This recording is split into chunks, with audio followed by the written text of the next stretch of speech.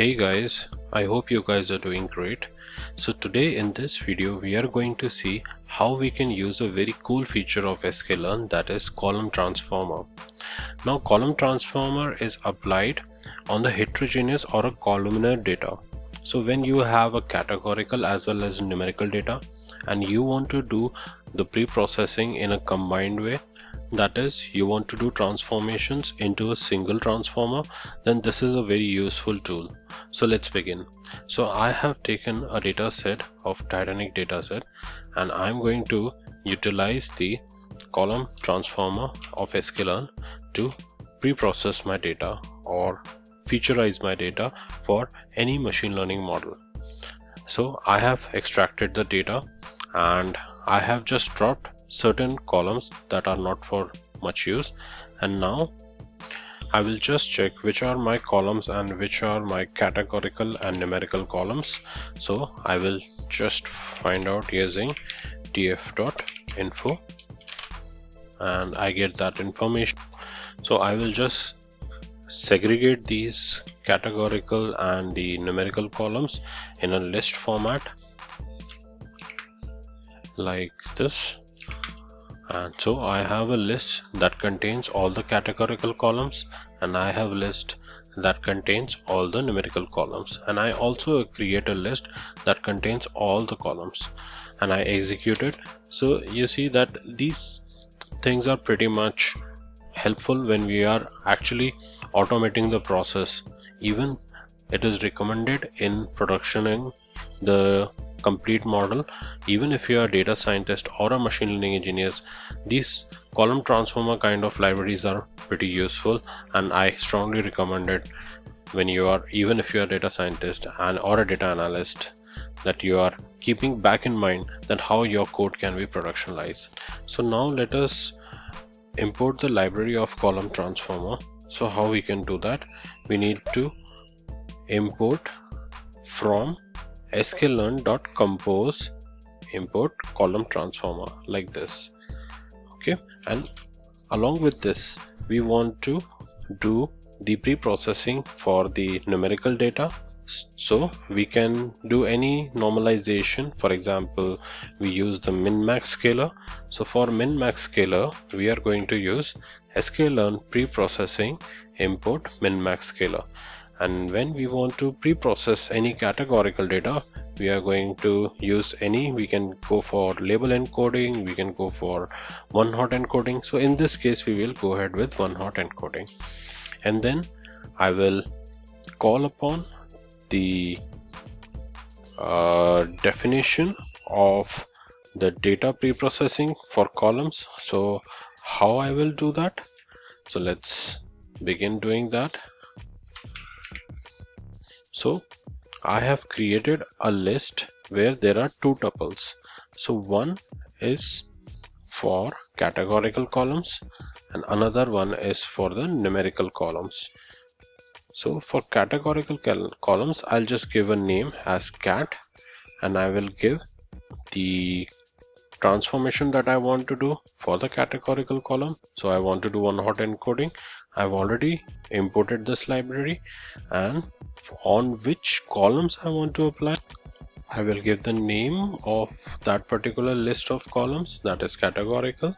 And moving on to the next tuple, which is for numerical transformation, so I give it a name as num, and then I will mention the kind of transformation I want to do. So here I want to do min-max scalar normalization, and then I will give the name of the columns in a list format, so that is numerical, that we have already extracted. So now moving forward, I will bring this, call this column transformer library.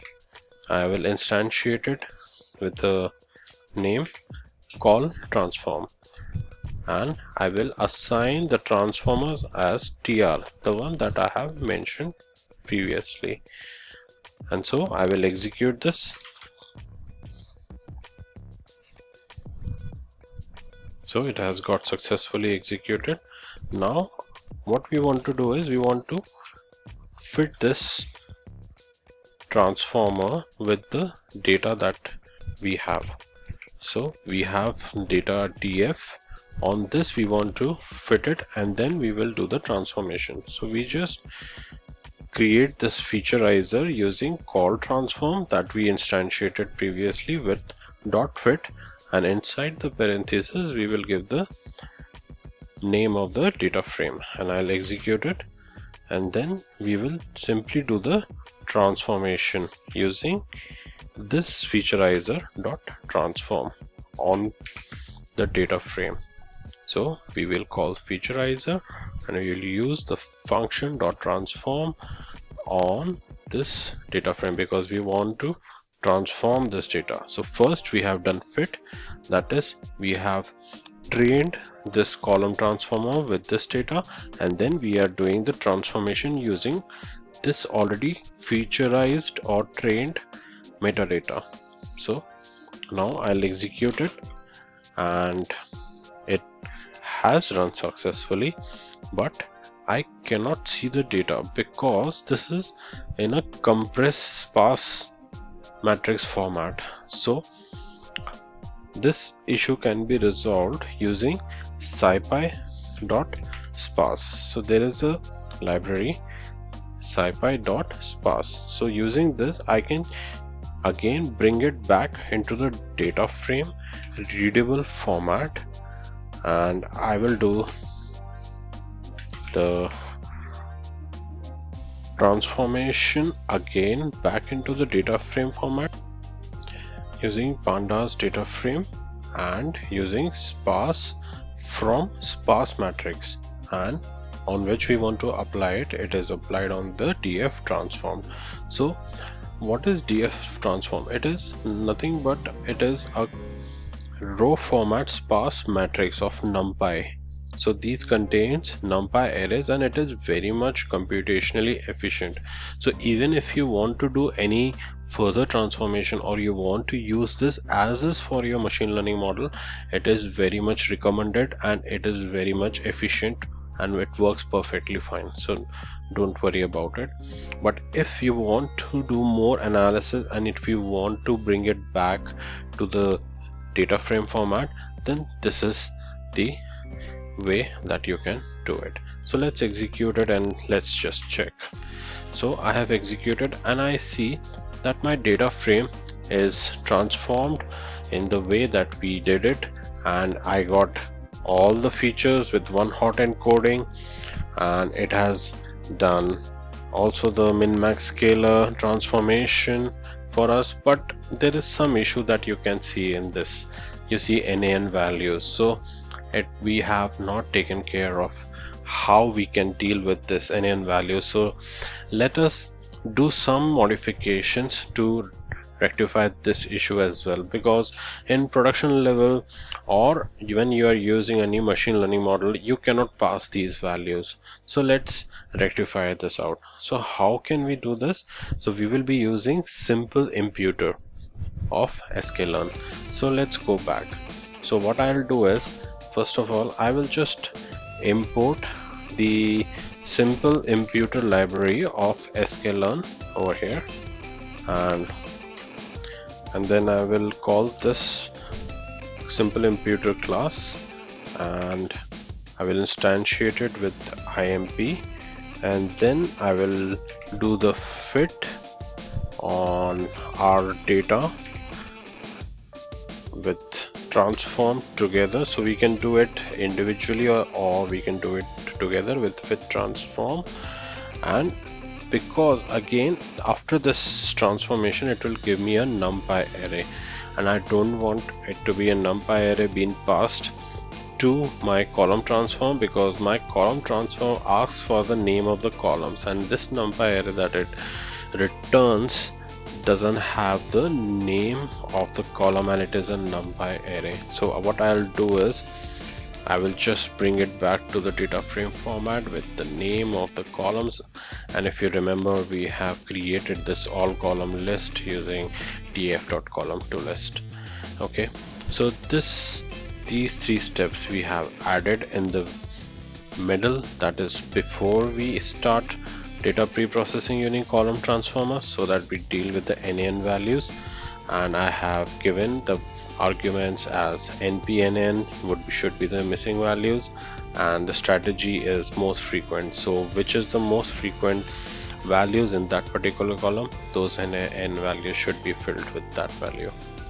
So let's execute it from the start, because there can be a lot of changes which has already been brought to our data.